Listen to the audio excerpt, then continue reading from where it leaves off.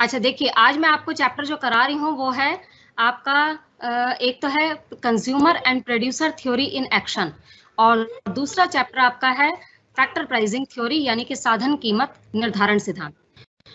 आपके दोनों chapter complete हो जाएंगे, ये मैं आपको बता रही हूँ। सबसे पहले आपका जो टॉपिक है वो है consumer and producer theory in action.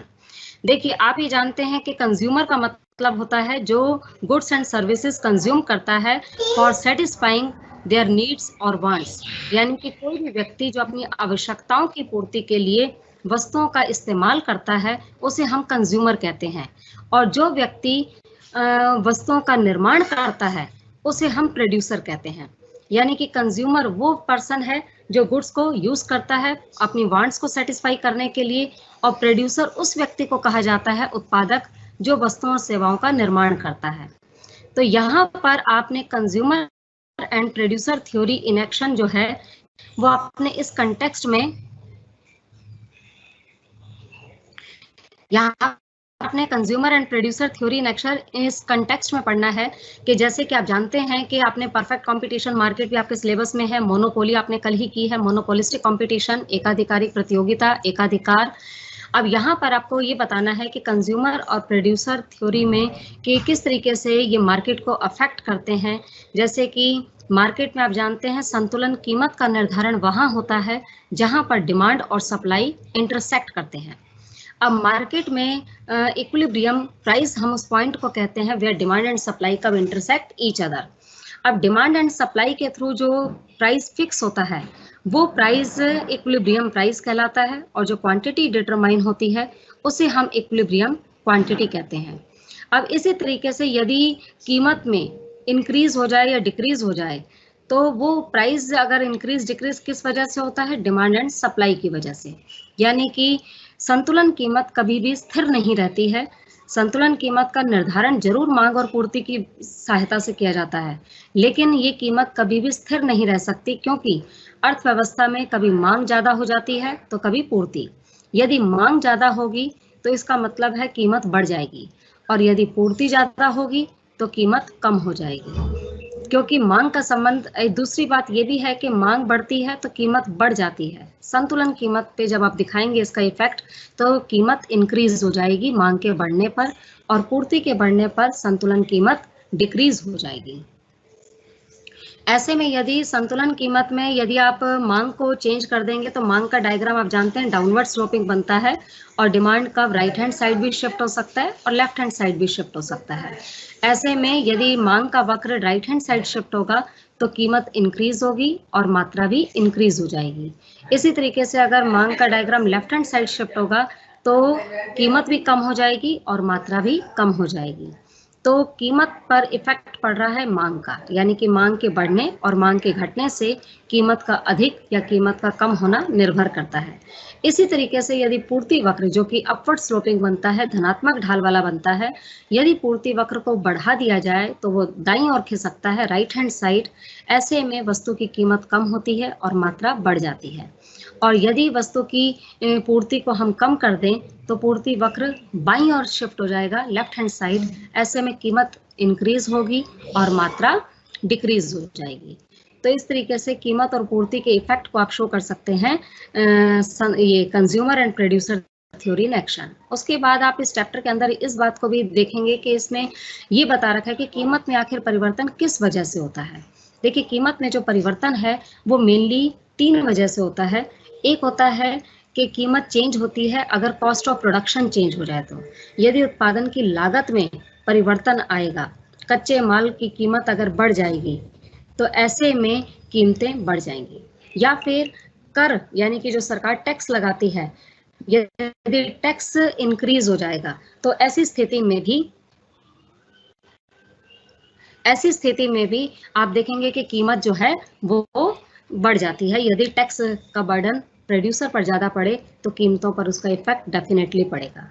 और तीसरी स्थिति होती है टेक्नोलॉजी की। अगर आप अच्छी टेक्निक यूज़ करेंगे, मॉडर्न टेक्निक यूज़ करेंगे, तो टेक्निकल अपग्रेडेशन से भी मार्केट में प्रोडक्शन तो बढ़ता ही है, लेकिन साथ-साथ अच्छी क्वालिटी की टेक्निक और जो अपग्रेडेड टेक्निक, मॉडर्न टेक्निक और एडवांस टेक्नोलॉजी जितना हम परचेज करेंगे, उसके साथ-साथ उसकी कॉस्ट ऑफ प्रोडक्शन भी राइज़ होगी।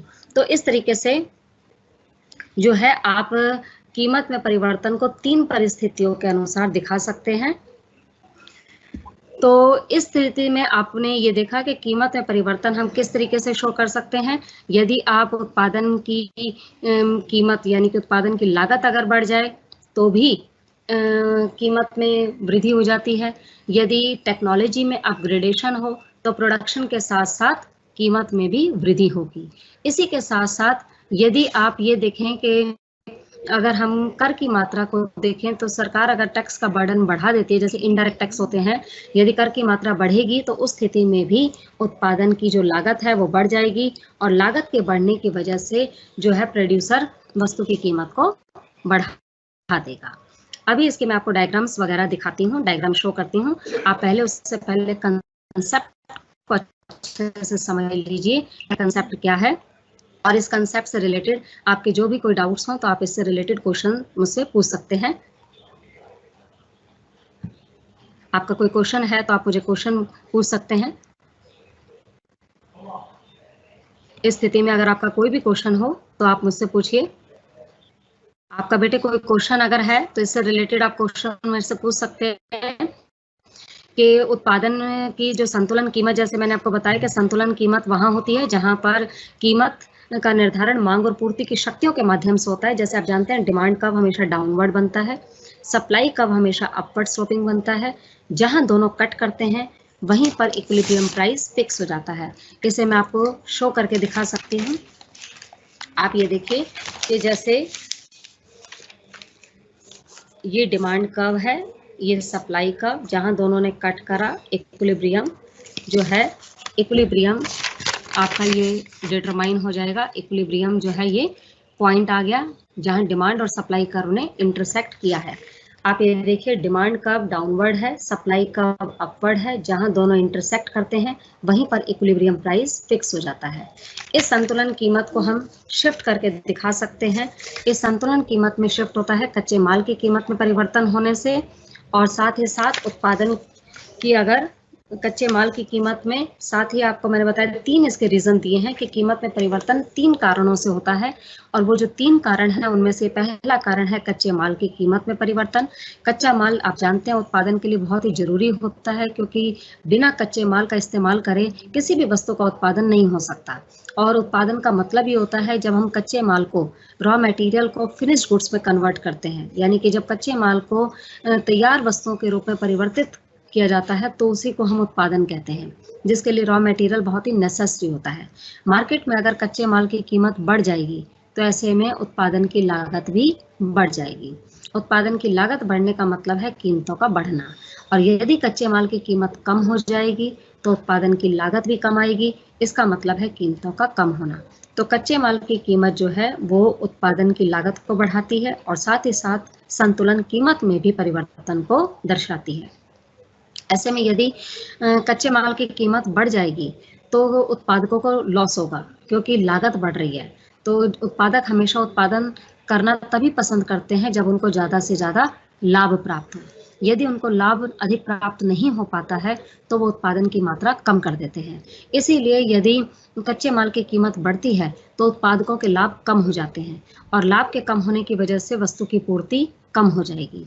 वस्तु की पूर्ति के कम होने की वजह से पूर्ति का जो वक्र है वो हम अपवर्ड शिफ्ट करेंगे। पूर्ति की कमी को शो करते हैं बाईं ओर शिफ्ट करके, यानी कि लेफ्ट हैंड साइड शिफ्ट करके शो करते हैं, और पूर्ति में यदि वृद्धि होगी तो राइट हैंड साइड शिफ्ट करके उसे शो करेंगे। इस तरीके से आप देखें कि यदि पूर्ति की मात्रा बढ़ती जाएगी तो right hand side curve shift होता जाएगा, और अगर डिक्रीज होती जाएगी तो लेफ्ट हैंड साइड शिफ्ट होगा। पूर्ति के डिक्रीज होने पर कीमत बढ़ती है, मात्रा कम हो जाती है, और पूर्ति के बढ़ने पर कीमत कम होती है और मात्रा बढ़ जाती है। तो इस तरीके से आप दिखा सकते हैं कि कीमत में कच्चे माल की कीमतों का क्या इफेक्ट पड़ता है। उसके बाद इसमें दूसरा पॉइंट आता है तकनीक का। अब देखिए तकनीक जो है वो किसी भी उत्पादन वस्तु का उत्पादन करने के लिए टेक्नोलॉजी का बहुत ही इंपॉर्टेंट रोल है, क्योंकि बिना टेक्नोलॉजी के, बिना मशीनों के, बिना इक्विपमेंट्स के वस्तुओं का उत्पादन करना संभव नहीं हो पाता है। इसलिए तकनीक भी वस्तु की कीमत को अफेक्ट करती है। यदि कीमत इंक्रीज, देखिए यदि टेक्नोलॉजी हम अच्छी यूज़ करते हैं, मॉडर्न टेक्निक यूज़ करते हैं और एडवांस्ड टेक्निक यूज़ करते हैं, तो एडवांस टेक्नोलॉजी यूज़ करने की वजह से उत्पादन की मात्रा बढ़ जाती है। उत्पादन की मात्रा तो बढ़ेगी, लेकिन साथ ही साथ जितना आप अच्छी मॉडर्न टेक्नोलॉजी यूज़ करेंगे, उसके साथ साथ उसकी कीमत भी बढ़ती जाएगी, क्योंकि टेक्नोलॉजी जो एडवांस्ड परचेज की जाती है उसके से प्रोड्यूसर की प्रोडक्शन कॉस्ट बढ़ जाती है, और कॉस्ट के बढ़ने की वजह से वो उत्पादन की कीमत बढ़ा देता है। और यदि टेक्नोलॉजी हम बैकवर्ड यूज़ करते हैं, आउटडेटेड यूज़ करते हैं, पिछड़ी हुई तकनीक यूज़ करते हैं, तो ऐसी स्थिति में उत्पादन की मात्रा क्या हो जाएगी, तकनीक के पिछड़ने से उत्पादन की लागत जो है, चाहे आपने तकनीक नहीं परचेज करी, लागत आपकी भले कम आएगी लेकिन उत्पादन कम हो जाएगा, क्योंकि अच्छी तकनीक जहां उत्पादन बढ़ाती है, वहीं खराब तकनीक उत्पादन को घटा देती है। जहां अच्छी तकनीक उत्पादन लागत को बढ़ा देती है, तो लागत के बढ़ने से प्रोड्यूसर को कुछ परिस्थितियों में नुकसान भी हो जाता है, लेकिन जहां यही नुकसान लेकिन उसका कंपनसेट हो जाता है यदि उत्पादन की मात्रा बढ़ जाती है तो, क्योंकि जितना अच्छी टेक्निक यूज़ करेंगे उत्पादन की मात्रा उतनी ज़्यादा बढ़ेगी, उसे बेचकर प्रोड्यूसर को उतना ही ज़्यादा लाभ हो पाएगा, जिसकी वजह से तकनीकी जो अपग्रेडेशन है ये उत्पादन की लागत को भी अफेक्ट करता है और साथ ही साथ वस्तु की कीमत को भी प्रभावित करता है। उसके बाद इसमें आपका आ जाएगा कि तीसरा आपको मैंने पॉइंट बताया है, तकनीक में वैसे देखा जाए तो दो तरीके से परिवर्तन हो सकते हैं, एक बार तकनीकी परिवर्तन और बार बार तकनीकी परिवर्तन। तकनीकी परिवर्तन एक टाइम भी हो सकता है या बार बार, जैसे आजकल आप देखते हैं कि आए दिन तकनीकें बदलती रहती हैं, न्यू मॉडर्न टेक्नोलॉजीज आती रहती हैं। जैसे पहले आईफोन जो था, पहले आईफोन 3, आईफोन फिर 4, फिर आईफोन 5, फिर आईफोन 6 न्यू, यानी कि समय समय अनुसार तकनीक में परिवर्तन समय समय पर होता रहता है। इसे कहते हैं बार बार होने वाला तकनीकी परिवर्तन। लेकिन यदि तकनीकी परिवर्तन एक बार होता है तो ऐसा तकनीकी परिवर्तन उत्पादन की लागत को इतना अधिक नहीं बढ़ाता, लेकिन उत्पादन की मात्रा को अधिक बढ़ाने में योगदान देता है। लेकिन अगर तकनीकें बार बार बदलती रहती हैं तो इससे एक ऑब्सोलेंस की प्रॉब्लम भी आ जाती है। ऑब्सोलेंस मतलब जब एक तकनीक के बाद दूसरी तकनीक आ जाती है तो पहले वाली तकनीक आउट ऑफ फैशन हो जाती है, यानी कि वो प्रचलन से बाहर हो जाती है। जैसे कि आपने देखा होगा कि नए फ़ोन के जब मॉडल आते हैं तो बच्चे या स्टूडेंट्स पुराने फ़ोन के मॉडल को लाइक करना जो है छोड़ देते हैं, यानी कि वो पुराने मॉडल की जगह नए मॉडल को लाइक करते हैं। फिर नए मॉडल के बाद फिर अगर कोई और नया मॉडल आ जाता है तो दुनिया फिर उसको परचेज करना स्टार्ट कर देती है, और पुराने वाले जितने भी मॉडल्स होते हैं चाहे उनके लिए भी टेक्नोलॉजी बनी और तब वो बन पाए, लेकिन तकनीक में बार बार परिवर्तन होता गया, जिसकी वजह से नए नए मोबाइल फ़ोन्स आते गए, नए नए उनके अंदर जो है वो अपग्रेडेशन होता रहा, टेक्नोलॉजी में चेंजेस आते गए, जिसकी वजह से पुराने वाली जो तकनीक होती है वो आउट ऑफ फैशन हो जाती है। तो कंज्यूमर फिर पुरानी टेक्नोलॉजी ना लेकर नई टेक्नोलॉजी लेना पसंद करता है। जिस तरीके से आपने देखा पहले 3G, पहले 2G चलता था, उसके बाद फ़ोन्स में 3G आया, उसके बाद फिर 4G यूज़ किया जाने लग गया, और अगर 5G आ जाएगा तो 4G लोग यूज़ नहीं करेंगे। 4G जिस समय आए लोगों ने 3G यूज़ करना बंद कर दिया, जिस समय 3G था उस समय लोगों ने 2G बंद कर दिया। तो यानी कि जैसे जैसे तकनीक में समय अनुसार परिवर्तन होता रहता है, उसी तरीके से लोग पहले वाली तकनीक को यूज़ करना बंद करते जाते हैं और नई तकनीक को लेना स्टार्ट कर देते हैं। ऐसे तकनीकी परिवर्तन के आने की वजह से भी आप देखिए कि जब तकनीकी परिवर्तन इस तरीके से आता है तो ऐसे में भी उत्पादन की लागत पर इसका बहुत गहरा प्रभाव पड़ता है, और उत्पादन की लागत पर प्रभाव पड़ेगा तो इसका संतुलन कीमत और मात्रा पर अवश्य प्रभाव पड़ेगा। यदि उत्पादन लागत बढ़ेगी तो डेफिनेटली कीमत बढ़ेगी, और यदि उत्पादन लागत घटेगी तो डेफिनेटली कीमत भी घट जाएगी। घटने का रीज़न ये है कि लागत घटती है तो पूर्ति बढ़ती है, पूर्ति बढ़ेगी तो कीमत कम हो जाएगी, मात्रा बढ़ जाएगी, और यदि उत्पादन की लागत बढ़ जाती है तो लागत के बढ़ने से पूर्ति कम हो जाएगी, पूर्ति के कम होने की वजह से कीमतें ज़्यादा और मात्रा कम। और तीसरा आपको मैंने इस पे इफेक्ट बताना है, जैसे आपको मैंने बताया संतुलन कीमत पर। नंबर 1 आपको मैंने इफेक्ट बताया कि इस पर इफेक्ट पड़ता है आपका संतुलन कीमत पर ये सबसे पहले कच्चे माल की कीमतों का परिवर्तन का प्रभाव पड़ता है। दूसरा मैंने आपको इसका इफेक्ट बताया कि तकनीकों में परिवर्तन का इफेक्ट पड़ता है। और तीसरा जो मैं आपको इफेक्ट बता रही हूँ वो है कर की दरों का, यानी कि सरकार अगर टैक्स का बर्डन बढ़ा दे, प्रोड्यूसर्स पर ज्यादा टैक्स लगा दे। आप जानते हैं कर क्या होते हैं। कर का मतलब होता है कि जो सरकार लोगों से उनकी आय का एक अनुपात, यानी कि जैसे कि सरकार कर लेती है, कर एक अनिवार्य भुगतान होता है जो हर व्यक्ति को आय के अनुसार करना होता है। जिसकी आय ज़्यादा होती है वो अधिक कर का भुगतान करता है, जिसकी आय कम होती है वो कम कर का भुगतान करता है। तो इस तरीके से कर एक अनिवार्य भुगतान होता है जो कंज्यूमर और प्रोड्यूसर दोनों को ही देना पड़ता है, जिसमें कर 2 प्रकार के मेन होते हैं, एक डायरेक्ट टैक्स और एक इनडायरेक्ट टैक्स। जो प्रत्यक्ष कर होता है वो तो कंज्यूमर्स पर लगाया जाता है। यह प्रत्यक्ष कर वो कर होता है जो जिस व्यक्ति पर लगाया जाता है उसे वही व्यक्ति पे करता है, यानी कि ऐसे कर के बर्डन को आप किसी और पर शिफ्ट नहीं कर सकते हैं। लेकिन यदि जैसे डायरेक्ट टैक्स वो होता है, जैसे इनकम टैक्स है, ये डायरेक्ट टैक्स है। इनकम टैक्स जिसकी आय पर लगेगा वही उसका भुगतान करेगा, कोई और उसका भुगतान नहीं करता है, और ना ही आप इस तरीके के बर्डन को किसी और पर शिफ्ट कर सकते हैं। दूसरा इसका एग्जांपल आप ले सकते हैं, जैसे वेल्थ टैक्स है, संपत्ति कर है, प्रॉपर्टी टैक्स है, हाउस टैक्स जिसे कहते हैं। तो हाउस टैक्स जो लगेगा वो भी जिसके हाउस पर टैक्स लगता है उसके टैक्स को वही पर्सन ही जमा कराएगा, वो इस बर्डन को किसी और पर शिफ्ट नहीं कर सकता है। लेकिन जो इनडायरेक्ट टैक्स होता है, अप्रत्यक्ष कर होता है, वो लगता है प्रोड्यूसर्स पर, यानी कि उत्पादकों के ऊपर। उत्पादकों पर कर लगता है तो उत्पादक क्या करते हैं, कर जमा तो सरकार को वही कराते हैं, लेकिन वो कर का जो है कलेक्शन वो कंज्यूमर के माध्यम से करते हैं, यानी कि वो कर की मात्रा को वस्तुओं की कीमतों में बढ़ाकर कस्टमर से उसको रिकवर करते हैं। तो अप्रत्यक्ष कर वह कर होता है जो प्रत्यक्ष रूप से तो उत्पादकों पर लगा है, लेकिन अप्रत्यक्ष रूप से कंज्यूमर को चुकाना पड़ता है, यानी कि जिन करों का भुगतान अप्रत्यक्ष रूप से उपभोक्ता पर न पड़कर अप्रत्यक्ष रूप से उपभोक्ताओं के ऊपर पड़ता है, ऐसे करों को हम अप्रत्यक्ष कर कहते हैं।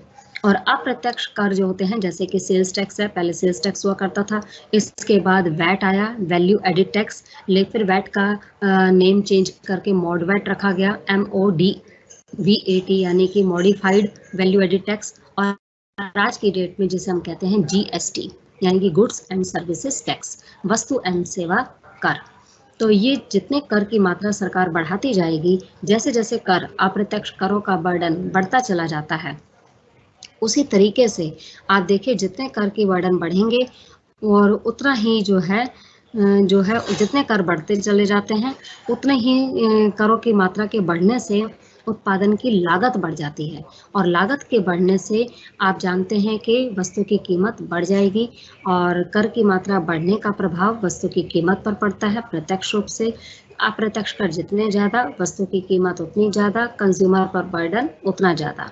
लेकिन कई बार क्या होता है, ये बर्डन जरूरी नहीं कि सारा का सारा बर्डन कस्टमर ही बियर करे, ये डिपेंड करता है हमारी मांग की लोच पर, यानी कि इलास्टिसिटी ऑफ डिमांड हमारी किस टाइप की है। यदि मांग की लोच हमारी बहुत अधिक लोचदार है तो ऐसे में कर का बर्डन ज़्यादातर प्रोड्यूसर पर पड़ेगा, कंज्यूमर पर नहीं। मांग की लोच का लोचदार होने का मतलब होता है कि हमारी मांग परिवर्तित हो सकती है, मांग में चेंजेस आ सकते हैं, और यदि मांग परिवर्तित होगी, मांग में परिवर्तन आता जाएगा, तो ऐसी स्थिति में अधिक कीमत होने पर कंज्यूमर डिमांड कम कर देगा, और कम कीमत होने पर कंज्यूमर डिमांड बढ़ा देगा। तो कीमत का जो प्रभाव पड़ता है, यानी कि मांग की लोचदार होने पर हम अधिक से अधिक जो है वस्तुओं की मांग को डिसमिस भी कर सकते हैं, यानी कि हम उनको ना भी लें तब भी चलता है, क्योंकि लोचदार मांग है, हमारे लिए इतनी अनिवार्य वस्तु वो नहीं है। मांग की लोच बेलोचदार या कम लोचदार उस परिस्थिति में होती है जब हम उस वस्तु की मांग को परिवर्तित नहीं कर सकते, शिफ्ट नहीं कर सकते, यानी कि वो गुड हमारे लिए कंपल्सरी होती है और वो हमारी रिक्वायरमेंट के लिए या हमारी रिक्वायरमेंट को फुलफिल करने के लिए बहुत कंपल्सरी होती है, तो उसकी डिमांड को हम कहते हैं इनइलास्टिक डिमांड। जैसे आपने देखा होगा कि गेहूं, चावल, चीनी, आटा, दाल, नमक, पानी, दूध, ये ऐसी चीज़ें हैं जो अनिवार्य वस्तुएं हैं। ऐसी स्थिति में यदि कर लगाया जाता है इन वस्तुओं पर और इन वस्तुओं पर कर लगने से जो कीमतें इनकी बढ़ती हैं, उस कीमत का सारा भुगतान कंज्यूमर के द्वारा किया जाता है, क्योंकि मांग बेलोचदार है। ऐसी स्थिति में प्रोड्यूसर जितना भी कर लगाएगा, कंज्यूमर को सारा पे करना पड़ेगा। ऐसी स्थिति में प्रोड्यूसर इस कर का बर्डन खुद बियर नहीं करता, खुद सहन नहीं करता है, वो सारा का सारा बोझ कंज्यूमर के ऊपर डाल देता है। लेकिन जो वस्तुओं की मांग लोचदार होती है, जिसमें हम अपनी मांग को परिवर्तित कर सकते हैं, मांग हमारी शिफ्ट हो सकती है, ऐसी परिस्थिति में यदि वस्तु पर कर लगता है और कर की वजह से उसकी कीमत बढ़ जाती है, तो ऐसी स्थिति में कंज्यूमर उसकी मांग को परिवर्तित कर सकता है, जिसके कारण कंज्यूमर उसकी मांग कम कर देगा और टैक्स का ज़्यादा बर्डन प्रोड्यूसर के ऊपर पड़ेगा और उस कर का भुगतान भी प्रोड्यूसर ही ज़्यादा करेगा, कंज्यूमर इतना भुगतान नहीं करेगा। और आपने वैसे भी देखा होगा, वस्तु और सेवाओं पे जो कर लगता है, इस कर का भुगतान वही करते हैं जो वस्तु और सेवा खरीदते हैं। यदि आप वस्तु खरीदेंगे नहीं तो आपको कोई कर भी नहीं देना होगा। यदि आप वस्तु नहीं खरीदेंगे तो कर का भुगतान करने की जरूरत नहीं है, और यदि आप वस्तु खरीदेंगे तो आपको कर का भुगतान करना होगा। तो इस तरीके से कर का भुगतान जो है वो डिपेंड करता है मांग की लोच पर कि प्रोड्यूसर कितना करेगा और कंज्यूमर कितना करेगा। इसके लिए ये बात याद रखिएगा कि यदि मांग बेलोचदार है अर्थात अनिवार्य वस्तु है, तो टोटली टैक्स का जितना भी बर्डन है इनडायरेक्ट टैक्स का, वो पड़ेगा। स्टार्टिंग में भले प्रोड्यूसर पर पड़ता है, डायरेक्टली सारा बर्डन कंज्यूमर बियर करेगा। और यदि यही मांग हमारी कम लोचदार है या बेलोचदार है, तो ऐसी स्थिति में कर का सारा बर्डन प्रोड्यूसर के ऊपर पड़ेगा, कंज्यूमर के ऊपर टैक्स का कोई बर्डन नहीं पड़ेगा। तो यानी कि कर का बोझ कंज्यूमर पर पड़े या प्रोड्यूसर पर डिपेंड करता है elasticity of demand and elasticity of supply पर। मैं इसके आपको सारे डायग्राम्स जो हैं आपको इसका देखिए बच्चों, जितने आप चैप्टर्स कर रहे हैं इन क्लासेस में, जैसे आपने कल भी किया था मोनोपोली और इम्परफेक्ट कंपटीशन, आई नो मैंने उसमें आपको डायग्राम्स वैसे ही बताए हैं लेकिन आपको स्लाइड्स के थ्रू शो नहीं किए। ये मैं आपको सारा कल के क्लास में शो कर दूंगी, जो भी डायग्राम्स हैं और जो भी डायग्राम्स हैं, जितने भी हैं, वो सारे के सारे आपको कल की क्लास में शो कर दिए जाएंगे और एक बार फिर से आपको रिकॉल भी करा दिया जाएगा कि उसमें आपने क्या करना है। ठीक है, तो इसलिए आप इस चीज़ की बिल्कुल टेंशन नहीं लीजिए कि आपको उसमें डायग्राम्स नहीं पता चल रहे या उसमें कैसे आपको बनाना है, तो वो आपको बता दिए जाएंगे। वो आपको कल की क्लास में, अब तक आपने जैसे 2 टॉपिक पहले कल की क्लास में किए हैं, मोनोपोली और इम्परफेक्ट कंपटीशन के, क्योंकि इसके हिंदी में मेरे पास सारा मटेरियल जो है वो रिटर्न में है, लेकिन मैं उसको आपको कल शो कर दूंगी। ठीक है, थोड़ा सा टेक्निकल प्रॉब्लम आने की वजह से आज आपको नहीं शो कर पाई। अभी दूसरा चैप्टर अभी होगा तो वो मैं आपको पूरा शो करके उसी से ही पढ़ा दूंगी। तो ये सारे चैप्टर्स के मेरे पास इसमें ये आपका सारा आपको शो कर दिया जाएगा। फाइल पूरी बनी हुई है लेकिन थोड़ा टेक्निकल प्रॉब्लम की वजह से नहीं हो पा रहा था। अच्छा, तो इसलिए आप इस चीज़ को वैसे अपने स्टडी मटेरियल में से आप इसमें से पढ़िए और जो भी आपके डाउट्स होंगे वो भी आप क्वेश्चंस मुझसे पूछ सकते हैं। अच्छा, तो ऐसे अभी क्वेश्चन का मैं आपको अभी बताऊंगी, पहले आप चैप्टर समझ लीजिए। क्या बताया है कि consumer and producer theory in action में आपको मेनली क्या बताना है कि संतुलन कीमत और मात्रा का निर्णय होता है किसी फर्म के अंदर। आपने जैसे आप जानते हैं कि पूर्ण प्रतियोगी फर्म जो होती है, परफेक्ट कंपटीशन, ये हमेशा प्राइस टेकर होती है, मेकर नहीं होती। तो इसमें कीमत का निर्धारण डिमांड एंड सप्लाई के थ्रू होता है। डिमांड कर्व जो कि हमेशा डाउनवर्ड स्लोपिंग बनता है और सप्लाई कर्व जो कि हमेशा अपवर्ड स्लोपिंग बनता है। जहां दोनों कर्व इंटरसेक्ट करते हैं वहीं पर प्राइस फिक्स हो जाता है।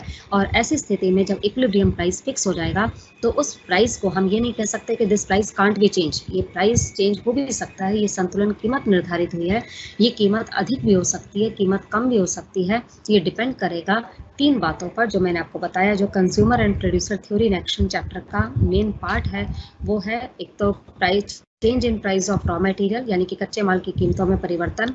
सेकेंड मैंने आपको बताया चेंज इन टेक्नोलॉजी, तकनीक में परिवर्तन। तकनीक पॉइंट्स बताएंगे, तकनीक में एक बार होने वाला परिवर्तन और तकनीक में बार बार होने वाला परिवर्तन। और तीसरा आपको मैंने बताया चेंज इन टैक्स रेट, कर की दरों में परिवर्तन। कर हमेशा सरकार के द्वारा लगाए जाते हैं और सरकार 2 प्रकार के कर लगाती है कंज्यूमर के, जो एक होता है डायरेक्ट टैक्स प्रत्यक्ष कर, एक होता है इनडायरेक्ट टैक्स। प्रत्यक्ष कर वो जो कंज्यूम जिस पर लगाए जाते हैं वही पे करता है, जिसमें वो उसके बर्डन को किसी और पर शिफ्ट नहीं कर सकता। लेकिन जो इनडायरेक्ट टैक्सेस होते हैं, इस प्रकार के टैक्स के बर्डन को आप दूसरों पर शिफ्ट कर सकते हैं। तो इस तरीके से टैक्स जो है वो सबसे ज़्यादा मतलब कि कॉस्ट ऑफ प्रोडक्शन को इफेक्ट करता है। लेकिन आपको मैंने बताया है कि टैक्स का बर्डन कौन बियर करता है और कौन नहीं करता, ये डिपेंड करता है इलास्टिसिटी ऑफ डिमांड पर और इलास्टिसिटी ऑफ सप्लाई पर। If demand is more elastic, then whole burden of tax will bear by producer, and if demand is less elastic or inelastic, the whole burden of tax will bear by consumer. Same as अगर supply inelastic है, supply inelastic के case में tax का सारा burden consumer पर पड़ेगा, और अगर सप्लाई इलास्टिक है तो सारा टैक्स का बर्डन कंज्यूमर पर पड़ेगा। ठीक है, तो अगर जब सप्लाई इन इलास्टिक होता है तो कर्व वर्टिकल बनता है। अगर सप्लाई इन इलास्टिक है यानी कि सप्लाई में चेंज नहीं हो सकता, तो सारा का सारा टैक्स का जो बर्डन होगा वो प्रोड्यूसर पर होगा, और इलास्टिक के केस में टैक्स का सारा बर्डन कंज्यूमर पर होगा। तो इसलिए आप याद रखिएगा कि कर का बर्डन किस पर पड़ता है और किस पर नहीं, ये आप टैक्स की क्वांटिटी के हिसाब से बता सकते हैं, और elasticity of demand and elasticity of supply के हिसाब से आप उसे शो कर सकते हैं। तो आपका जो consumer and producer theory in action chapter है, उसके अंदर मेनली यही चीज़ आती है। और नेक्स्ट अब मैं आपको बताती हूँ जो नेक्स्ट चैप्टर आपका है, और इसी के अंदर एक शॉर्ट नोट भी कई बार आ जाता है consumer and producer theory in action के अंदर ही, वो है principal agent problem. Principal agent problem जिसे हम कहते हैं प्रधानकर्ता एजेंट सिद्धांत, इस पर शॉर्ट नोट आ जाता है। आप याद रखिएगा प्रिंसिपल एजेंट थ्योरी या प्रिंसिपल एजेंट प्रॉब्लम। अब इससे रिलेटेड आपका जो शॉर्ट नोट आता है उसमें आपको ये बताना है कि इसमें मेन देखिए प्रॉब्लम क्या है कि प्रधानकर्ता का मतलब होता है एम्प्लॉयर, या फिर जैसे किसी कंपनी का अगर कोई मालिक है, ऑनर है, तो उसे हम प्रधानकर्ता या प्रिंसिपल मानते हैं। और एजेंट वो होता है जो उसकी कंपनी में काम करता है एज ए मैनेजर या एज एन एम्प्लॉय के तौर पर। अब आप देखिए यहाँ पर प्रॉब्लम तब अराइज होती है जब दोनों के लक्ष्यों में, दोनों के टारगेट्स में, दोनों के एम में कॉन्फ्लिक्ट्स आ जाते हैं। जैसे जो कंपनी का ऑनर होता है, कंपनी का जो मालिक होता है, उसका मेन लक्ष्य होता है कंपनी के लाभ को ज़्यादा से ज़्यादा करना, जबकि एम्प्लॉय का लक्ष्य होता है अपनी सैलरी को ज़्यादा से ज़्यादा बढ़ाना। अब ऐसे में दोनों के जो लक्ष्यों में कॉन्फ्लिक्ट आ जाता है, दोनों में अंतर आ जाता है, दोनों में जैसे होता है डिफरेंसेस आ जाते हैं। इस डिफरेंस को अगर आप दूर करना चाहते हैं तो उसके लिए सबसे बड़ा सॉल्यूशन क्या आता है, देखिए आप ये जानते हैं कि हर व्यक्ति जैसे उत्पादक है तो वो चाहेगा कि उसका लाभ ज़्यादा से ज़्यादा हो, और अगर कंज्यूमर है तो वो चाहेगा कि उसे पे कम से कम करना पड़े और संतुष्टि उसे ज़्यादा से ज़्यादा मिले, क्योंकि हर व्यक्ति की यही इंटेंशन रहती है कि वो ज़्यादा से ज़्यादा लाभ या ज़्यादा से ज़्यादा संतुष्टि के स्तर को प्राप्त कर सके। इसी तरीके से प्रधानकर्ता और एजेंट के बीच में भी समस्या का मेन कारण है कि प्रिंसिपल यानी कि जो कंपनी का ऑनर है, वो अपने पॉइंट ऑफ व्यू से जब सोचता है तो वो ज़्यादा से ज़्यादा लाभ कमाना चाहता है। लेकिन प्रिंसिपल एजेंट प्रॉब्लम मेनली क्या बताती है, principal is the owner of the company and agent is the manager और employee of the company. Both have different aims और टारगेट्स। कंपनी में ऑनर का एम होता है मैक्सिमाइज करना प्रॉफिट को, और एम्प्लॉय का एम होता है अपनी सैलरी को, अपने बेनिफिट्स को मैक्सिमाइज करना। तो यहाँ सबसे बड़ी प्रॉब्लम ये आती है कि दोनों के विचारों में क्या है, अंतर है। और ऐसे में अगर कंपनी अपने प्रॉफिट को ज़्यादा से ज़्यादा लेना चाहेगी तो एम्प्लॉय को प्रॉफिट नहीं हो पाएगा, एम्प्लॉय की सैलरी कैसे बढ़ेगी, क्योंकि मालिक चाहता है अपनी कंपनी को लाभ पहुंचाना। यदि वो एम्प्लॉयज़ को सैलरी ज़्यादा देता रहे और एम्प्लॉय अगर काम ना करके दे तो ऐसे में कंपनी के मालिक को प्रॉफिट नहीं हो सकता। तो इस समस्या के समाधान के लिए आप देखेंगे कि आजकल की डेट में कोई भी कंपनी अपने एम्प्लॉयज़ को सैलरी टारगेट बेसिस पर देती है, जैसे कि जितना आप टारगेट पूरा करके देंगे, यानी कि टारगेट पूरा करने से कंपनी को लाभ मिलता है और कंपनी को लाभ मिलने से कंपनी एम्प्लॉय को बेनिफिट देती है। इसी तरीके से आजकल गोल्डन पैराशूट एक इंसेंटिव के तौर पर दिया जाता है। जैसे अगर कंपनी में कोई भी एम्प्लॉय अच्छे से काम करता है तो ज़्यादा से ज़्यादा लेबर को पैसा, एम्प्लॉयज़ को पैसा दिया जाता है। तो गोल्डन पैराशूट एक इंसेंटिव्स है, जॉब आज की डेट में इंसेंटिव बेसिस पर दी जाती है, और इंसेंटिव बेसिस के साथ साथ उनको टारगेट बेसिस पर दी जाती है कि जितना आप टारगेट पूरा करेंगे उसके हिसाब से आपको पैसा मिलेगा, और टारगेट अगर आप पूरा नहीं कर पाएंगे तो पैसा भी कम दिया जाएगा। तो ये तो था आपका consumer and producer theory in action. जो चैप्टर मैंने आपको बताया है ये consumer and producer theory in action था। इससे रिलेटेड जो नोट्स हैं वो मैं आपको कल इसके सारे शेयर कर दूंगी। और आज क्योंकि टेक्निकल प्रॉब्लम बहुत आई जिसकी वजह से मैं आपको नहीं बता पा रही हूँ, तो इसके आज आप वैसे ही चैप्टर समझ लीजिए, एक बार रीड कीजिएगा और जो भी आपके डाउट्स हो मुझसे पूछ लीजिएगा। अब मैं आपको दूसरा चैप्टर करा रही हूँ ये फैक्टर प्राइसिंग थ्योरी। तो जो फैक्टर प्राइसिंग थ्योरी चैप्टर है आपका, उस चैप्टर के अंदर आप देखिए सबसे मेन क्या है कि इस चैप्टर में आपको ये बताना है, इससे रिलेटेड जो क्वेश्चन आता है वो आपका ये आता है कि फैक्टर प्राइस, यानी कि आप जानते हैं कि प्रोडक्शन के 4 फैक्टर्स होते हैं, लैंड, लेबर, कैपिटल और एंटरप्रेन्योर, यानी कि भूमि, श्रम, पूंजी और उद्यम। ये उत्पादन के 4 साधन हैं। इन 4 साधनों को हम क्या कीमत दें या इनकी कीमत किस प्रकार से निर्धारित की जाती है, ये सबसे मेन प्रॉब्लम आती है। तो फैक्टर प्राइसिंग थ्योरी असल में साधनों को दी जाने वाली कीमत के निर्धारण को बताती है। जैसा मैंने आपको बताया कि उत्पादन के 4 साधन होते हैं, भूमि, श्रम, पूंजी, उद्यम, और ये चारों ही साधन मिलकर उत्पादन कार्य में अपना योगदान देते हैं। तो उत्पादन करने के लिए इनमें से कोई भी ऐसा साधन एक अकेला नहीं है जो पूर्ण रूप से सक्षम हो और उत्पादन अकेले करने के लिए पर्याप्त हो। जब भी हम साधन का इस्तेमाल करते हैं उत्पादन करने के लिए, तो हम चारों ही साधन का एक साथ इस्तेमाल करते हैं, तभी उत्पादन कार्य संभव हो पाता है। आप देखिए उत्पादन करने के लिए, जैसे मान लीजिए हमने भूमि का इस्तेमाल किया, अगर भूमि का इस्तेमाल कर रहे हैं, अगर हमारे पास लेबर नहीं है तो अकेली भूमि भी किसी वस्तु का उत्पादन नहीं कर पाएगी। इसी तरीके से यदि आपके पास श्रमिक है लेकिन भूमि नहीं है तो भी आप उत्पादन नहीं कर सकते हैं। यदि आपके पास भूमि है, श्रमिक है, लेकिन आपके पास पैसा नहीं है, कैपिटल नहीं है, टेक्नोलॉजी नहीं है, तो भी उत्पादन कार्य संभव नहीं है। तो उत्पादन करने के लिए इसका मतलब है कि चारों ही साधन एक साथ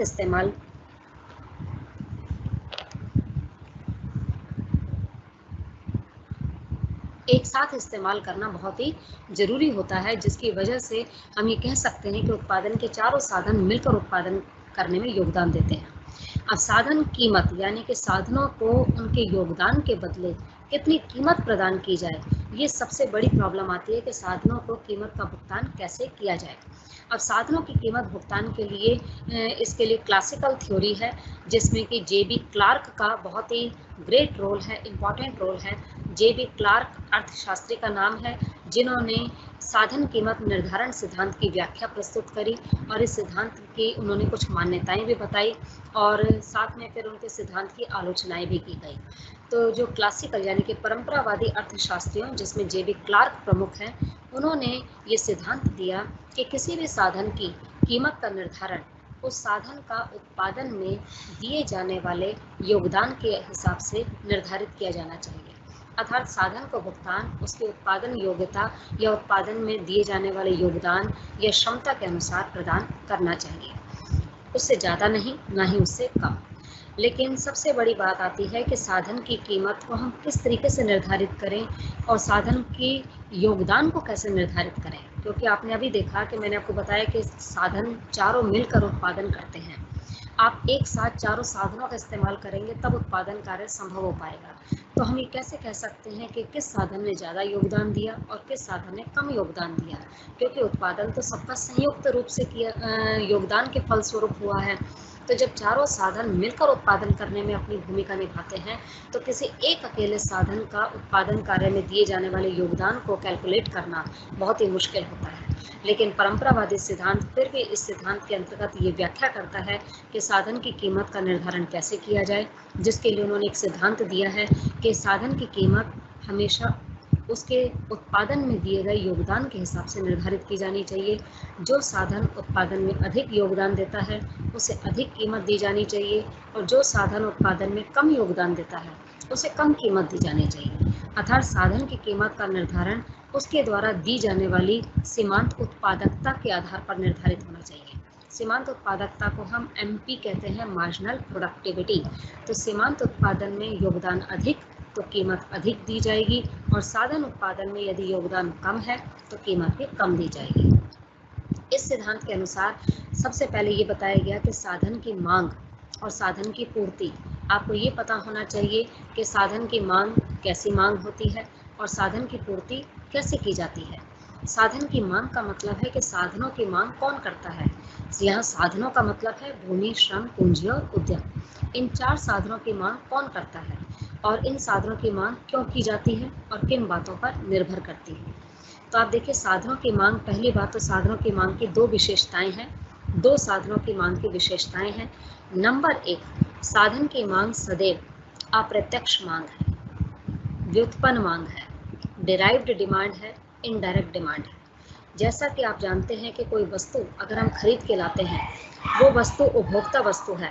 वो वस्तु अगर हमारे लिए यानी कि हमारी कंजम्पशन वांट्स को सेटिस्फाई कर देती है, वस्तु की मांग हमेशा प्रत्यक्ष रूप से की जाती है।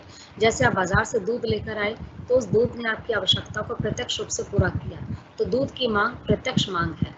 लेकिन आप देखिए गेहूं की मांग जो है आपने जो की वो प्रत्यक्ष मांग है। लेकिन जो गेहूं का उत्पादन किया जाता है किसान के द्वारा, और किसान ने गेहूं का उत्पादन करने के लिए जो भूमि प्रयोग में लाई, जो श्रमिक उसने काम पे लगाए, तो उसने 4 साधनों की जो मांग करी उत्पादन को करने के लिए, उसको हम कहते हैं व्युत्पन्न मांग या अप्रत्यक्ष मांग। अर्थात साधनों की जो मांग है वो किस पर डिपेंड करती है,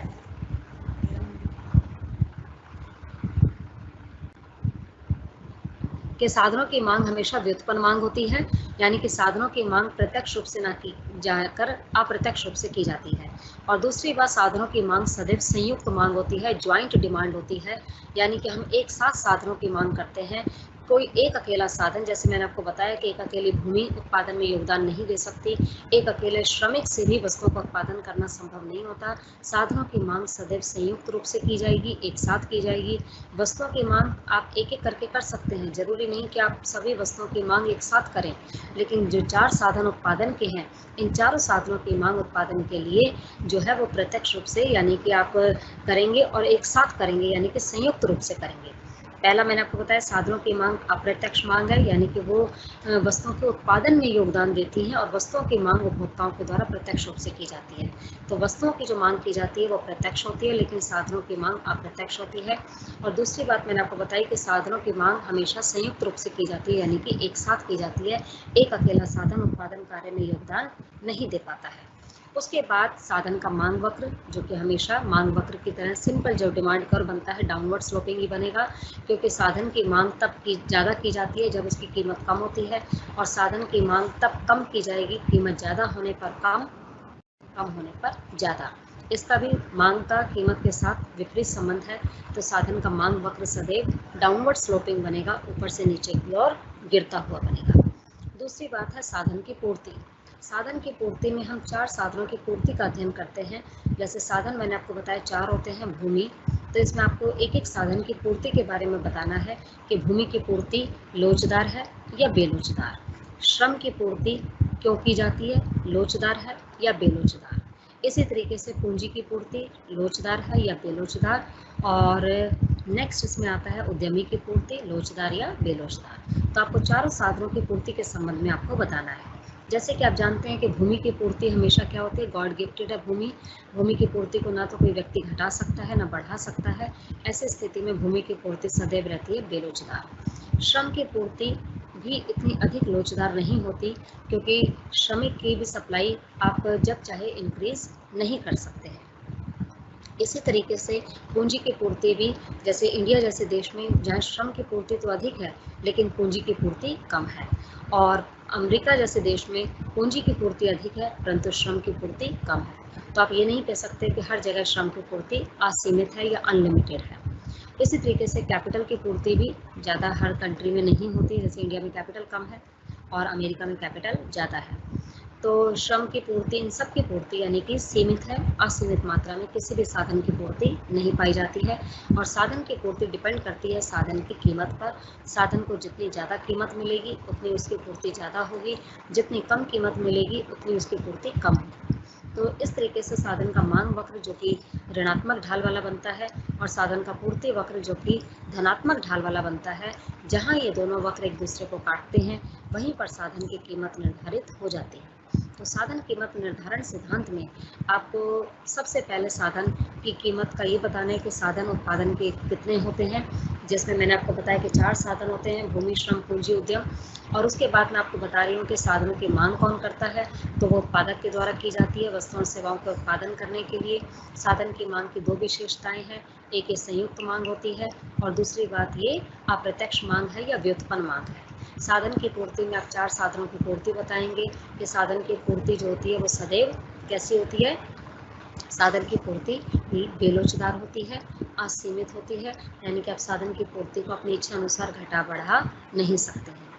नेक्स्ट मैंने आपको बताया कि जहां साधन का मांग वक्र जो कि ऋणात्मक बनता है और साधन का पूर्ति वक्र जो कि पॉजिटिव स्लोप वाला बनता है, जहां दोनों कट करते हैं वहीं पर साधन की कीमत का निर्धारण हो जाता है। Okay sir. अच्छा, तो मैं आपको बता रही थी बच्चों कि किस तरीके से साधन की कीमत निर्धारित होती है। साधन की कीमत निर्धारित करते समय मैंने आपको बताया कि कीमत का निर्धारण वहाँ होता है जहाँ साधन की मांग और साधन की पूर्ति वक्र एक दूसरे को काटते हैं। और साधन की कीमत निर्धारित करने में मैंने आपको बताया कि साधन की मांग का बहुत इंपॉर्टेंट रोल है, जिसकी आप 2 विशेषताएं बताएंगे कि साधन की मांग सदैव व्युत्पन्न मांग होती है और साधन की मांग सदैव संयुक्त रूप से की जाती है। और दूसरी बात, साधन का जो पूर्ति वक्र है वो सदैव कैसा बनता है, अपवर्ड स्लोपिंग। और साधन की पूर्ति, किसी भी साधन की पूर्ति जो होती है वो असीमित न होकर सीमित मात्रा में ही होती है। उसके बाद आप इसको बताएंगे कि इसमें साधन की पूर्ति के निर्धारण के बाद आप इसमें सबसे इम्पॉर्टेंट चीज़ क्या है कि आपको ये बताना है कि आपको एक तो आर्थिक लगान का जो सिद्धांत है वो भी इसी चैप्टर के अंदर है, साधन की कीमत निर्धारण के अंतर्गत, जो कि बहुत ही इंपॉर्टेंट टॉपिक है और इस पर एग्जाम में क्वेश्चन भी आता है। आपके इसमें इस चैप्टर से रिलेटेड आपके 3 क्वेश्चंस मोस्ट इम्पॉर्टेंट है। नंबर 1 तो ये क्वेश्चन है कि साधन की कीमत निर्धारण के बारे में आप क्या जानते हैं और साधन की कीमत के निर्धारण के सिद्धांत की व्याख्या कीजिए। तो इसमें आपको साधन कीमत निर्धारण के सिद्धांत की व्याख्या करनी है कि किस तरीके से साधन की कीमत निर्धारित की जाती है। साधन की कीमत निर्धारण के सिद्धांत के बारे में आप ये बताएंगे कि साधन की कीमत किस प्रकार से निर्धारित की जाती है। तो इसमें सबसे इम्पॉर्टेंट क्वेश्चन है। दूसरा क्वेश्चन है क्या, इसमें यह आता है कि श्रम का पूर्ति वक्र पीछे की ओर क्यों मुड़ता है। और एक इसका इम्पॉर्टेंट टॉपिक है आर्थिक लगान का। तो आप ये ध्यान रखिएगा कि 3 जो क्वेश्चन है जिसमें 2 क्वेश्चन शॉर्ट नोट में आते हैं, एक आर्थिक लगान का और दूसरा क्वेश्चन है श्रम का पूर्ति वक्र पीछे की ओर क्यों मुड़ता है, यानी कि बैकवर्ड बेंडिंग सप्लाई कर्व कैसे बनता है, ये शॉर्ट नोट में आता है। और जो साधन कीमत के निर्धारण के सिद्धांत की व्याख्या कीजिए, ये आपका आता है लॉन्ग क्वेश्चन में। अच्छा, तो मैंने अभी तक आपको बताया कि साधन की कीमत के निर्धारण के सिद्धांत की व्याख्या जैसे कि जेबी क्लार्क ने प्रस्तुत किया था, और साधन की कीमत प्रत्येक साधन की सीमांत उत्पादकता में दिए जाने वाले योगदान के अनुसार ही निर्धारित की जाती है। अब मैं आपको बता रही हूँ श्रम का पूर्ति वक्र पीछे की ओर क्यों मुड़ता है।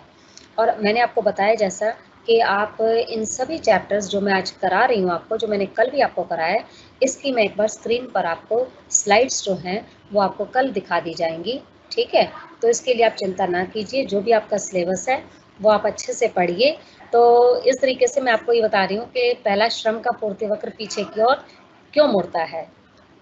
आज टेक्निकल प्रॉब्लम की वजह से बेटे, इस वजह से मैं आपको नहीं वो शो कर पाई हूँ और आपकी क्लास का टाइम भी काफ़ी लॉस हुआ है, तो उसके लिए आई अपोलोजाइज। अब मैं आपको श्रम का पूर्ति वक्र बता रही हूँ कि श्रम का पूर्ति वक्र पीछे की ओर क्यों मुड़ता है। तो देखिए, श्रम का जो पूर्ति वक्र है वो, पहली बात तो हम जानते हैं कि श्रम जो है वो मजदूरी, श्रम की कीमत क्या है, मजदूरी। जैसा कि हम जानते हैं कि एक श्रमिक को अगर अधिक मजदूरी दी जाती है तो वो अधिक काम करता है, और कम मजदूरी दी जाती है तो वो कम काम करने के लिए इंटरेस्टेड होता है। यानी कि मजदूरी के बढ़ने पर श्रम की पूर्ति बढ़ती है और मजदूरी के कम होने पर श्रम की पूर्ति कम हो जाती है। लेकिन हमेशा ऐसा नहीं होता। इस हिसाब से तो अगर मजदूरी के बढ़ने पर पूर्ति बढ़े और मजदूरी के कम होने पर पूर्ति कम हो जाए, तो इस स्थिति में तो श्रम का पूर्ति वक्र बनेगा अपवर्ड स्लोपिंग। लेकिन कुछ परिस्थितियों में श्रम का पूर्ति वक्र अपवर्ड स्लोपिंग, आरंभ में अपवर्ड स्लोपिंग बनेगा, लेकिन बाद में एक सीमा के पश्चात, एक निश्चित स्तर पर पहुंचने के पश्चात वो पीछे की ओर मुड़ जाता है, यानी कि वो बैकवर्ड बेंडिंग हो जाता है। Generally supply curve is upward sloping, जो कि ऊपर की ओर इंक्रीज होता हुआ बनता है, लेकिन एक सीमा के पश्चात वो पीछे की ओर मुड़ना प्रारंभ कर देता है। इसके पीछे आपको 2 रीजन देने हैं। एक आपको बताना है प्रतिस्थापन प्रभाव, सब्स्टिट्यूशन इफेक्ट, और दूसरा आपको बताना है आय प्रभाव, यानी कि इनका में प्रतिस्थापन प्रभाव ये बताता है कि जैसे कि आप शुरू में आरंभ में किसी भी व्यक्ति को या श्रमिक को जब ज़्यादा मजदूरी दी जाती है तो वो ज़्यादा काम करने के लिए इंटरेस्टेड होता है। ऐसे में मजदूरी के बढ़ने पर श्रम की पूर्ति बढ़ेगी और मजदूरी के जैसे-जैसे मजदूरी और बढ़ती जाएगी, श्रमिक शुरू में काम करने के लिए अधिक इंटरेस्टेड होगा और आराम कम करेगा। लेकिन एक लिमिट के पश्चात अगर श्रम को और अधिक मजदूरी दी जाए तो ऐसी स्थिति में क्या होता है, जैसे जैसे किसी व्यक्ति की, ये आप जानते हैं कॉमन पर्सन पर भी रूल अप्लाई होता है कि जैसे जैसे व्यक्ति की आय बढ़ती जाती है वैसे वैसे व्यक्ति की अधिकतम जो ज़रूरतें हैं या आवश्यकताएं हैं वो धीरे धीरे पूरी होने लग जाती हैं।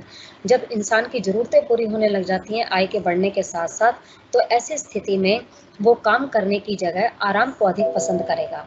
ऐसी स्थिति में वो आराम को जब ज़्यादा पसंद करेगा तो उसका जो पूर्ति वक्र है वो पीछे की ओर मुड़ना आरंभ कर देगा। यानी कि इस प्रकार श्रम का पूर्ति वक्र आरंभ में बढ़ता है और बाद में वो कम होने लगता है। यानी कि श्रम का पूर्ति वक्र पहले पॉजिटिवली स्लोप्ड बनेगा, आफ्टर दैट वो बैकवर्ड बेंडिंग बन जाएगा, पीछे की ओर मुड़ने लगेगा। इसके पीछे दो कारण आपको देने हैं। शुरू में प्रतिस्थापन प्रभाव, यानी कि पहले हम काम ज़्यादा करेंगे, आराम को कम करेंगे पसंद, जिसकी वजह से हमने प्रतिस्थापन कर लिया, यानी कि सब्स्टिट्यूट को फॉलो किया हमने। इनकम यानी कि सब्स्टिट्यूशन का मतलब है हमने रेस्ट की जगह हमने वर्क को ज़्यादा प्रेफरेंस दी।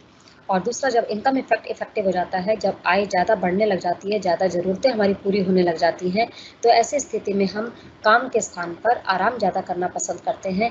ऐसी स्थिति में श्रम का पूर्ति वक्र जो है, मतलब मजदूरी के बढ़ने पर भी श्रम की पूर्ति बढ़ेगी नहीं बल्कि कम हो जाएगी, तो जिसके कारण श्रम का पूर्ति वक्र पीछे की ओर टर्न कर जाएगा, बैकवर्ड बेंडिंग बन जाएगा। तो ये बहुत ही इंपॉर्टेंट शॉर्ट नोट है। दूसरा आपका शॉर्ट नोट आता है आर्थिक लगान पर, जिसे कहते हैं इकोनॉमिक रेंट थ्योरी। इसका लास्ट टॉपिक है ये इकोनॉमिक रेंट। अब इकोनॉमिक रेंट का मतलब होता है आर्थिक लगान।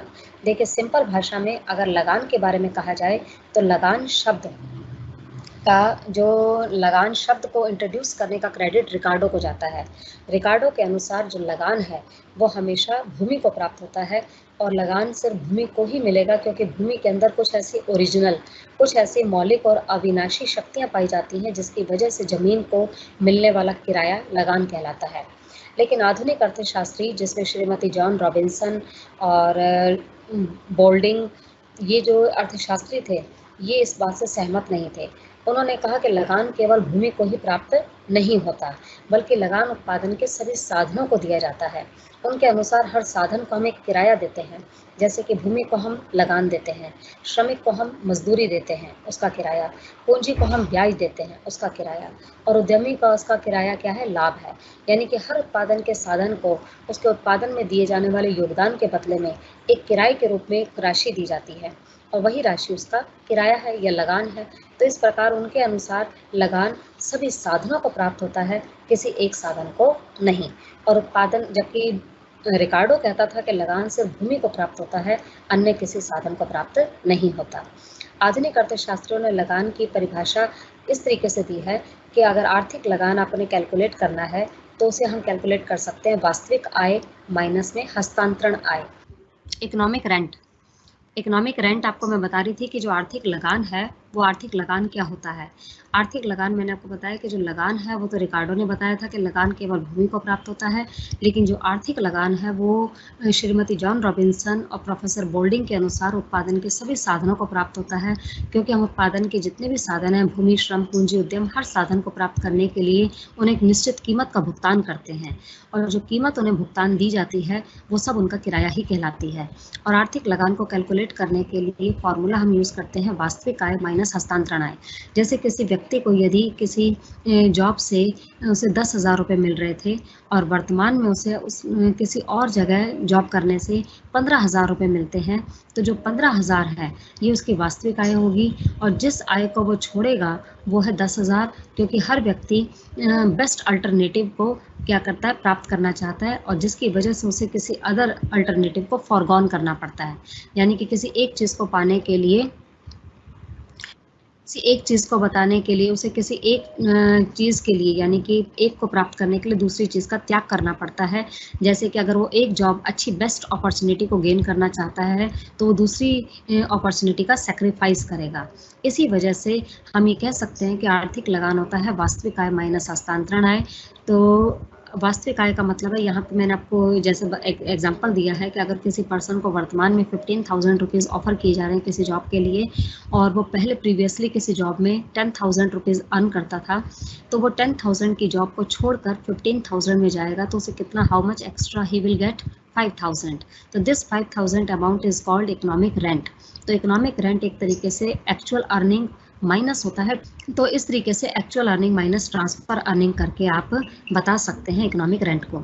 इकोनॉमिक रेंट को हम 3 स्थितियों में दिखा सकते हैं। देखिए, पहली बात तो आधुनिक अर्थशास्त्रियों के अनुसार लगान हर साधन को इसलिए प्राप्त होता है क्योंकि हर साधन अपने आप में विशिष्ट होता है, स्पेसिफिक होता है, उसके अंदर कुछ स्पेशलिटी होती है। जो साधन जितना स्पेसिफिक होगा, जितना स्पेशल होगा, वो उतना ही ज़्यादा लगान अर्जित करेगा। जो साधन जितना कम स्पेसिफिक होगा, उसे उतना ही लगान कम मिलेगा। इस तरीके से आप बता सकते हैं कि साधन को जो है लगान मिलता है उसकी विशिष्टता के आधार पर। तो इस तरीके से साधन को हमेशा उसकी विशिष्टता के अनुसार ही लगान दिया जाता है। नेक्स्ट इसमें आपको मैं बताऊंगी कि साधन किस तरीके से आप लगान का निर्धारण कर सकते हैं। लगान के निर्धारण के लिए आप 3 परिस्थितियां दिखा सकते हैं, 3 स्थितियों को इंडिकेट कर सकते हैं। वो 3 स्थितियां हैं। नंबर 1, पूर्ति का बेलोचदार होना। पूर्ति का, दूसरी स्थिति है पूर्ति का लोचदार होना, और तीसरी स्थिति है पूर्ति का ना तो पूर्णतः लोचदार होना और ना ही पूर्णतः बेलोचदार होना। तो इसमें देखिए, सबसे पहली स्थिति है पूर्ति का पूर्णतः बेलोचदार होना। जैसा कि आप जानते हैं कि भूमि की पूर्ति सदैव बेलोचदार होती है। भूमि की पूर्ति को घटाया या बढ़ाया नहीं जा सकता है। ऐसी स्थिति में यदि भूमि की पूर्ति है पूर्णतः बेलोचदार, तो पूर्ति वक्र जो बनेगा वो वाई एक्सिस के पैरेलल बनेगा, यानी कि वर्टिकल बनेगा। और as you know that demand curve is always downward sloping. मांग वक्र सदैव से नीचे की ओर गिरता है। जैसे कि हम डाउनवर्ड स्लोपिंग बनाते हैं, तो डाउनवर्ड स्लोपिंग आपका डिमांड कर्व बन जाएगा। जहां मांग और पूर्ति वक्र एक दूसरे को काटते हैं, वहीं पर इक्विलिब्रियम हो जाएगा। ऐसी स्थिति में यदि पूर्ति पूर्णतः बेलोचदार होती है तो आप बता सकते हैं कि संपूर्ण आय आर्थिक लगान होगी। ऐसी स्थिति में हस्तांतरण आय शून्य होगी। दूसरा जो है, यदि पूर्ति पूर्णतः लोचदार है तो डायग्राम बनेगा एक्स अक्ष के समांतर। इस स्थिति में मांग वक्र ऊपर से नीचे की ओर गिरता हुआ बनेगा। जहां दोनों कट करते हैं वहां पर संतुलन हो जाता है। इस स्थिति में साधन को कोई अतिरिक्त आय प्राप्त नहीं होगी, यानी कि संपूर्ण आय हस्तांतरण आय कहलाएगी। आर्थिक लगान शून्य होगा इस परिस्थिति में। तीसरी स्थिति आती है जब साधन की पूर्ति ना तो पूर्णतः लोचदार हो और ना ही पूर्णतः बेलोचदार हो, यानी कि neither perfectly elastic nor perfectly inelastic. In this case half portion will be economic rent and half portion will be transfer earning. जो सप्लाई कर्व से ऊपर का भाग होगा उसे हम आर्थिक लगान कहेंगे, और जो सप्लाई कर्व से नीचे का भाग होगा उसे हम हस्तांतरण आय यानी कि ट्रांसफर अर्निंग कहेंगे। देखिए बच्चों, जैसा मैं आपको बता रही हूँ कि इसके नोट्स जो हैं, आपको मैंने जो मोनोपोली चैप्टर कराया है, इम्परफेक्ट कंपटीशन कराया है, आज आपने किया consumer and producer theory in action, and next आपने किया फैक्टर प्राइसिंग थ्योरी। इनके नोट्स आपको कल शेयर कर दूंगी मैं, और कल जो दूसरा चैप्टर करेंगे उसके भी, लेकिन नोट शेयर आपको कर दिए जाएंगे। आज आप समझने का काम कीजिए। आपने जो भी चीज़ समझी है, जैसे इस चैप्टर में मैंने आपको जितना भी बताया है, आप उसको अपने स्टडी मटेरियल में से, जो भी आपके पास SOL का स्टडी मटेरियल अवेलेबल हो, उस SOL के स्टडी मटेरियल में से आप उसको रीड कीजिए पूरा। उससे रिलेटेड आप मुझसे डाउट पूछ सकते हैं। और आपको मैंने कहा है, जैसे कल आपकी जो क्लास है, कल आपकी क्लास में वो मटेरियल आपको शो कर दिया जाएगा, और वो जो मैं शेयर करूंगी उसको आप नोट डाउन कर सकते हैं और आप उसमें से पढ़ सकते हैं। और बहुत ही इजी है, कोई टफ चैप्टर नहीं था आज का भी। जो साधन कीमत निर्धारण है, ये जनरल सी बात है कि हर कोई व्यक्ति जानता है कि उत्पादन करने के लिए बिना साधनों के कोई भी व्यक्ति उत्पादन नहीं कर सकता। जैसे कोई अगर फैक्ट्री भी चलाता है या किसी की अपनी इंडस्ट्री है, तो हर व्यक्ति उत्पादन कार्य करने के लिए 4 साधन तो लगाएगा ही, जैसे भूमि, श्रम, पूंजी, उद्यम। तो इस चैप्टर के अंदर मैंने आपको बताया कि साधनों की कीमत कैसे निर्धारित की जाती है, यानी कि हर साधन को भुगतान कैसे दिया जाना चाहिए।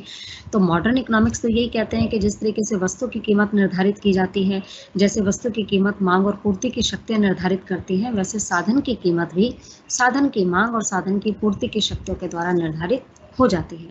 लेकिन J.B. क्लार्क जो परंपरावादी अर्थशास्त्री थे, उन्होंने ये कहा कि साधन की कीमत का निर्धारण उसके सीमांत उत्पादकता के आधार पर किया जाता है, यानी कि प्रत्येक साधन को उसका भुगतान उसी मात्रा में दिया जाना चाहिए जितना उसकी सीमांत उत्पादकता में योगदान है।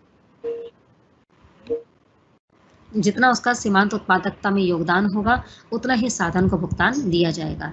यानी कि सीमांत उत्पादकता में दिए जाने वाले योगदान के अनुसार ही साधन को भुगतान दिया जाता है। अगर सीमांत उत्पादन में योगदान अधिक है तो कीमत का भुगतान भी अधिक किया जाएगा। यदि उत्पादकता में योगदान कम है तो कीमत भी कम दी जाएगी। लेकिन सबसे बड़ी प्रॉब्लम इसमें यह आती है सिद्धांत के अनुसार कि साधन की कीमत का निर्धारण कैसे किया जाए, यानी कि साधन की सीमांत उत्पादकता को कैसे पता लगाया जाए कि किस साधन ने कितना उत्पादकता में योगदान दिया है, जिसकी वजह से ये प्रॉब्लम आती है कि साधन को दिए जाने वाला कीमत का भुगतान उसकी उत्पादकता की कैलकुलेशन पर डिपेंड करता है, और जो कि बहुत ही डिफिकल्ट टास्क है, जिसकी वजह से क्लासिकल थ्योरी इतनी सक्सेसफुल नहीं रही।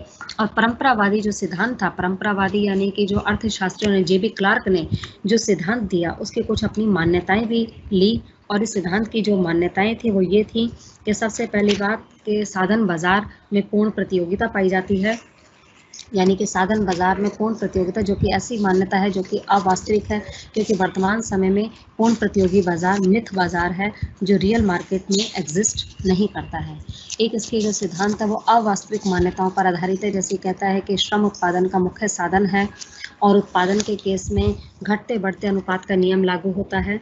उत्पादन में घटते बढ़ते अनुपात का नियम का मतलब है कि आप अल्पकाल की परिस्थिति को लेके चल रहे हैं और अल्पकाल में आप सिर्फ श्रम की मात्रा को चेंज कर सकते हैं, बाकी आप परिवर्तनशील साधनों को चेंज कर सकते हैं, स्थिर साधनों की मात्रा में परिवर्तन नहीं कर सकते हैं।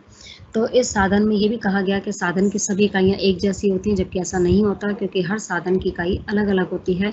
आप ऐसा नहीं कह सकते कि अगर आपने 10 श्रमिक उत्पादन कार्य के लिए लगाए हैं तो आप ऐसा नहीं कह सकते कि उत्पादन के 10 साधन एक जैसे हैं या सारे साधन एक जैसा उत्पादन करके आपको दे रहे हैं। श्रम की सभी इकाइयाँ समरूप नहीं होती हैं, क्योंकि हर व्यक्ति की मेंटालिटी, हर व्यक्ति का IQ लेवल, हर व्यक्ति की एफिशिएंसी, उसके कार्य करने की योग्यता, कुशलता डिफरेंट होती है। इसी तरीके से हम कह सकते हैं कि साधन कीमत का जो परंपरावादी सिद्धांत था वो कुछ अवास्तविक मान्यताओं पर आधारित था, जिसके कारण फिर मॉडर्न इकोनॉमिक्स यानी कि आधुनिक अर्थशास्त्रियों ने इस सिद्धांत की व्याख्या करी, और उनके अनुसार जैसे वस्तु की कीमत निर्धारित की जाती है मांग और पूर्ति की शक्तियों के माध्यम से, ठीक उसी प्रकार साधन की कीमत का निर्धारण भी साधन की मांग और साधन की पूर्ति की शक्तियों के माध्यम से किया जा सकता है। आप साधन की कीमत के निर्धारण के सिद्धांत के साथ साथ इस चैप्टर के अंदर आपको मैंने कहा है कि 2 शॉर्ट नोट आप जरूर इसके तैयार कीजिएगा। एक आपको बताया है श्रम का पूर्ति वक्र पीछे की ओर क्यों मुड़ता है, यानी कि why supply curve of labour is backward bending curve. इसके मैंने आपको 2 रीजन दिए कि जनरली श्रम हमेशा अधिक मजदूरी मिलने पर अधिक कार्य करता है, कम मजदूरी मिलने पर कम कार्य करता है, लेकिन जैसे जैसे उसकी मजदूरी बढ़ती जाती है तो जरूरी नहीं कि श्रम की पूर्ति भी बढ़ती चली जाए। ऐसी स्थिति में क्या होता है, 2 प्रभाव इफेक्टिव होते हैं इस केस में। सबसे पहले सब्सटीट्यूशन इफेक्ट लागू होगा और उसके बाद आय प्रभाव यानी कि इनकम इफेक्ट लागू होगा। प्रतिस्थापन प्रभाव के अंतर्गत जब किसी श्रमिक को ज्यादा मजदूरी दी जाती है तो आरंभ में वो कार्य अधिक करता है, अधिक मजदूरी पर अधिक कार्य करेगा तो श्रम का पूर्ति वक्र पहले पॉजिटिवली स्लोप्ड बनेगा। जैसे जैसे मजदूरी बढ़ती जाती है श्रमिक कार्य अधिक करता है और आराम कम करता है, यानी कि यहाँ उसने आराम की जगह कार्य को लिया, यानी कि आराम का प्रतिस्थापन करके कार्य को उसने प्रेफरेंस दी। लेकिन जैसे जैसे उसकी आय और अधिक बढ़ती जाएगी, उसके पास पैसा ज़्यादा आता चला जाएगा, उसकी ज़्यादातर मैक्सिमम नीड्स उसकी सेटिस्फाई हो जाएंगी, तो ऐसी स्थिति में वो फिर आराम करना अधिक पसंद करेगा और काम करना कम पसंद करेगा। ऐसी स्थिति में अगर उसे अधिक आय ऑफर भी कर दी जाए तब भी वो काम करने की जगह पर आराम करना पसंद करेगा। ये आय प्रभाव जो होता है ये श्रम के पूर्ति वक्र को बैकवर्ड बेंडिंग कर देता है, यानी कि पीछे की ओर को मोड़ देता है। ये श्रम के पूर्ति वक्र के पीछे की ओर मोड़ने के 2 कारण आपको एक्सप्लेन करने हैं। और तीसरा मैंने आपको जो कंसेप्ट बताया है वो आर्थिक लगान का है, और आर्थिक लगान का जो कंसेप्ट है उसमें मैंने आपको बताया कि लगान का जो कंसेप्ट है वो तो रिकार्डो ने दिया था, लेकिन आर्थिक लगान का कंसेप्ट जॉन रॉबिन्सन ने दिया है। लगान सिर्फ भूमि को ही प्राप्त होता था, लेकिन आर्थिक लगान उत्पादन के सभी साधनों को प्राप्त होता है। लगान सिर्फ भूमि को, रिकार्डो ने बताया कि भूमि को इसलिए दिया जाता है क्योंकि भूमि के अंदर कुछ ओरिजिनल और इनडिस्ट्रक्टेबल पावर्स होती हैं, मौलिक और अविनाशी शक्तियाँ पाई जाती हैं, जबकि आधुनिक अर्थशास्त्रियों के अनुसार लगान प्रत्येक साधन को दिया जाता है क्योंकि साधनों के अंदर कुछ विशिष्टता के गुण पाए जाते हैं, और दूसरी बात साधनों की सप्लाई हमेशा लिमिटेड होती है। यदि साधनों की पूर्ति सीमित है या बेलोचदार है, उनको उतना ही ज़्यादा लगान प्राप्त होगा। यदि साधन की पूर्ति लोचदार है तो लगान प्राप्त नहीं होगा। यदि साधन की पूर्ति ना तो पूर्णतः लोचदार है ना ही पूर्णतः बेलोचदार है तो उसका कुछ हिस्सा उसे लगान प्राप्त होगा और कुछ हस्तांतरण आय होगा, क्योंकि साधनों का जो आर्थिक लगान दिया जाता है उसकी कैलकुलेशन हम वास्तविक आय में से हस्तांतरण आय को माइनस करके कैलकुलेट करते हैं। तो वास्तविक आय में से हस्तांतरण आय यदि माइनस कर दी जाए तो लगान प्राप्त हो जाता है। तो आर्थिक लगान का निर्धारण करने के लिए आपको 3 डायग्राम बनाने हैं।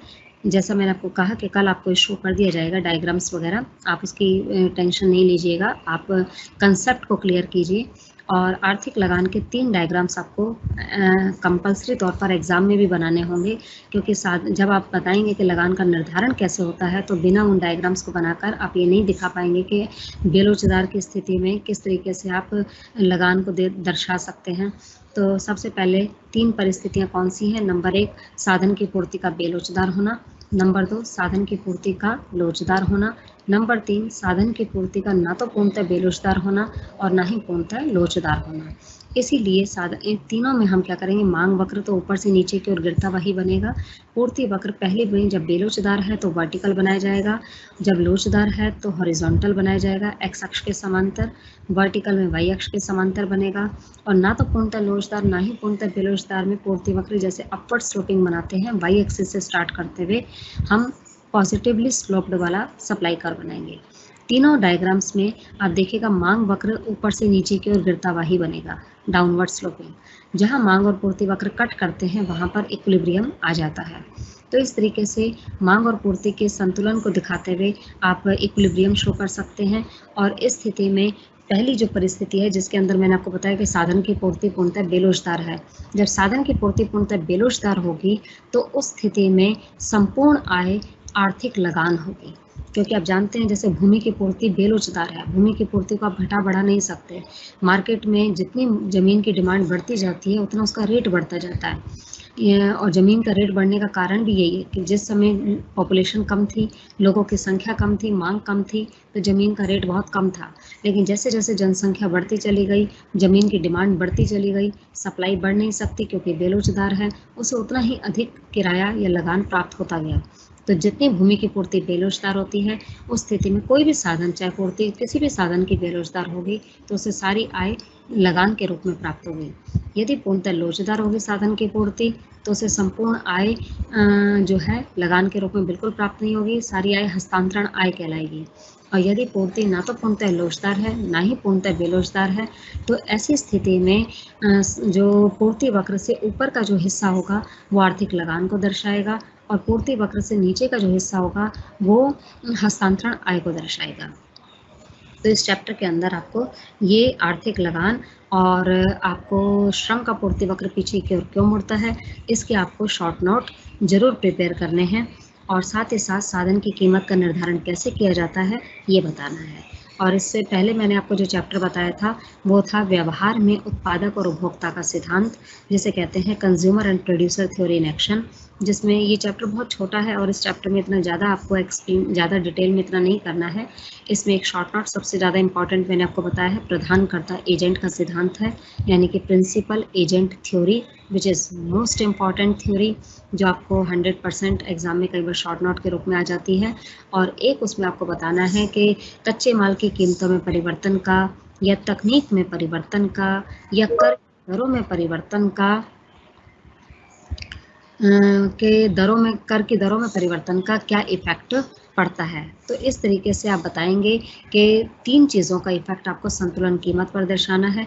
जैसा मैंने आपको बताया कि संतुलन कीमत का निर्धारण सदैव वहाँ होता है जहाँ मांग और पूर्ति वक्र एक दूसरे को काटते हैं, और संतुलन कीमत परिवर्तित हो सकती है। यदि कच्चे माल की कीमत अधिक हो जाएगी तो कीमत बढ़ जाएगी, कच्चे माल की कीमत कम होगी तो संतुलन कीमत भी कम हो जाएगी।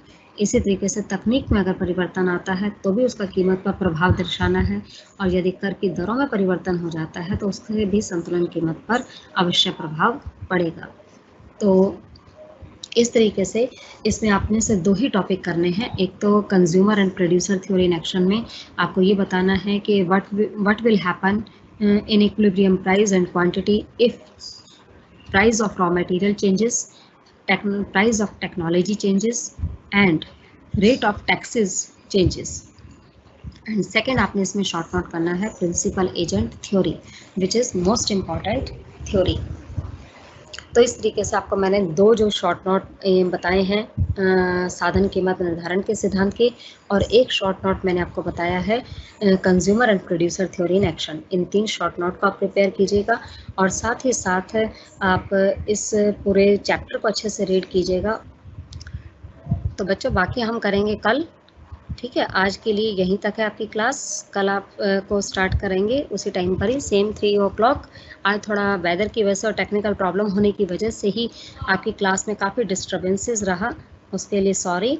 और कल की क्लास में आपको जो भी मैंने प्रीवियस जो भी टॉपिक्स समझाए हैं, होपफुली मैं आपको उसकी स्लाइड शो कर दूँगी और वो फिर आप अच्छे से उसमें से पढ़ सकते हैं।